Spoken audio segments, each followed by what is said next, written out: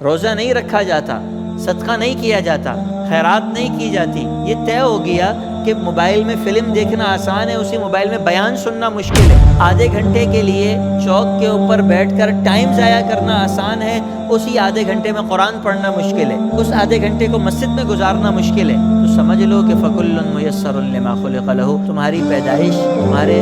نتائج اچھے نہیں آ رہے۔ ایک دفعہ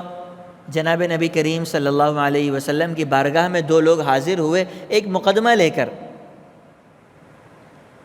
مقدمہ پیش ہوا، دونوں نے اپنی اپنی دلائل دینا شروع کیے۔ ایک نے عرض کیا یا رسول اللہ اس بات کے اندر میری یہ بات ہے، دوسرے نے عرض کیا یا رسول اللہ میں یہ کہتا ہوں۔ دونوں کے دلائل چلتے رہے یہاں تک کہ آپ علیہ الصلاۃ والسلام نے ایک شخص کے حق میں فیصلہ فرمایا کہ یہ مسئلہ، یہ فیصلہ آپ کے حق میں ہے۔ دوسرے صحابی بیٹھے ہوئے تھے، کہنے لگے حسبنا اللہ ونعم الوکیل،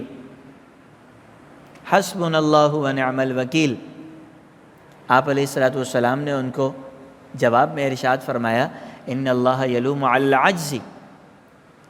اللہ تمہاری اس جملے کو پسند نہیں کرتے کہ تم کسی معاملے میں ہاتھ پہ ہاتھ رکھ کے بیٹھ جاؤ، ہار مان لو، یہ اللہ پسند نہیں کرتے۔ اللہ رب العزت اس ہار ماننے پہ ملامت کرتے ہیں، اس پہ برا بھلا بولتے ہیں کہ وہ شخص جو تھوڑی سی کوشش کرے اور ہاتھ پہ ہاتھ رکھ کے بیٹھ جائے کہ بس میں تو مجبور ہوں، 2 بار امتحان دیا فیل ہو گیا، اب تو پاس نہیں ہو سکتا، میں تو مجبور ہوں، کیا کر لوں۔ وہ شخص جو 2 بار کاروبار کی کوشش کرے اس کے بعد ہاتھ پہ ہاتھ رکھ کے بیٹھ جائے کہ ہمارے مقدر میں تو 2 لقمے رکھے ہوئے ہیں، اس سے زیادہ کم ہمارے مقدر میں نہیں لکھے ہوئے۔ وہ شخص جو کسی کام کے لیے کوشش کر رہا ہو، 2 بار کوشش کرنے کے بعد بیٹھ جائے، اللہ رب العزت اس شخص کو پسند نہیں کرتے۔ ان اللہ یلوم علی العجز، اللہ رب العزت اس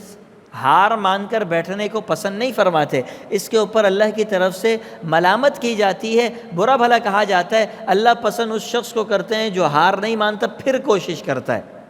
اللہ پسند اس شخص کو کرتے ہیں جو تقدیر کے سر ڈال کر نہیں بیٹھتا بلکہ جد و جہد کرتا ہے۔ ایک دفعہ حضرات صحابہ کرام نے عرض کیا یا رسول اللہ جفت الاقلام، حضور فیصلے سارے ہو چکے، اللہ نے ہر ایک بات، ایک لفظ، ایک جملہ لکھ دیا، میرے ایک منٹ کا فیصلہ اللہ کر چکے، سب کچھ ہو چکا، افلا نتکل یا رسول اللہ، حضور جب اللہ نے فیصلہ کر لیا کہ یہ جنت جائے گا اور یہ جہنم جائے گا تو ہم ہاتھ پہ ہاتھ رکھ کے بیٹھ جائیں، ہمیں محنت کرنے کی کیا ضرورت؟ کیا ایسا ہو سکتا ہے کہ اللہ نے جس کے بارے میں لکھا ہو یہ جنت جائے گا وہ جہنم چلا جائے، یا جس کے بارے میں لکھا ہو جہنم جائے گا وہ جنت چلا جائے؟ ناممکن سی بات ہے، نہیں ہو سکتا۔ افلا نتکل یا رسول اللہ، ہم ہاتھ پہ ہاتھ رکھ کر نہیں بیٹھ جائیں؟ آپ نے فرمایا نہیں، آپ نے فرمایا تمہیں ہاتھ پہ ہاتھ رکھ کر بیٹھنے کی اللہ نے اجازت نہیں دی ہے، تم اپنی محنت کے بقدر کوشش کرو اور یہ دیکھتے رہو کہ تمہارے لیے اللہ کون سے راستے کو آسان کر رہے ہیں۔ فَكُلٌّ مُيَسَّرٌ لِمَا خُلِقَ لَهُ، تم کوشش کرو اور یہ دیکھو اللہ نے تمہارے لیے جہنم کے راستے کو آسان کیا، جنت کے راستے کو آسان کیا، تمہارے لیے نماز پڑھنا آسان ہوا، روزہ رکھنا آسان ہوا، زکوٰۃ دینا آسان ہوا، صدقہ کرنا آسان ہوا، نیکی کے کام کرنا آسان ہوا، یا تمہارے لیے برائی کے کاموں میں آگے بڑھنا آسان ہے، بری فلمیں دیکھنا تمہارے لیے آسان ہے، نامحرم سے باتیں کرنا تمہارے لیے آسان ہے، تمہارے لیے نمازوں کو چھوڑنا آسان ہے، روزوں کو چھوڑنا آسان ہے، غیبت کرنا آسان ہے، بہتان لگانا آسان ہے، تمہارے لیے جو راستہ آسان ہو گیا ہے سمجھ لو کہ تمہارا ٹھکانہ وہ ہے۔ اپنے دن بھر کے راستے کو دیکھ لو،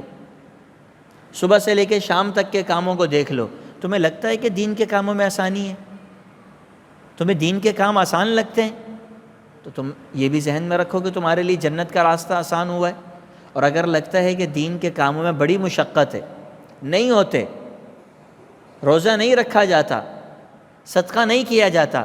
خیرات نہیں کی جاتی، یہ طے ہو گیا کہ موبائل میں فلم دیکھنا آسان ہے، اسی موبائل میں بیان سننا مشکل ہے، آدھے گھنٹے کے لیے چوک کے اوپر بیٹھ کر ٹائم ضائع کرنا آسان ہے، اسی آدھے گھنٹے میں قرآن پڑھنا مشکل ہے، اس آدھے گھنٹے کو مسجد میں گزارنا مشکل ہے، تو سمجھ لو کہ فَكُلٌّ مُيَسَّرٌ لِمَا خُلِقَ لَهُ، تمہاری پیدائش، تمہارے نتائج اچھے نہیں آ رہے۔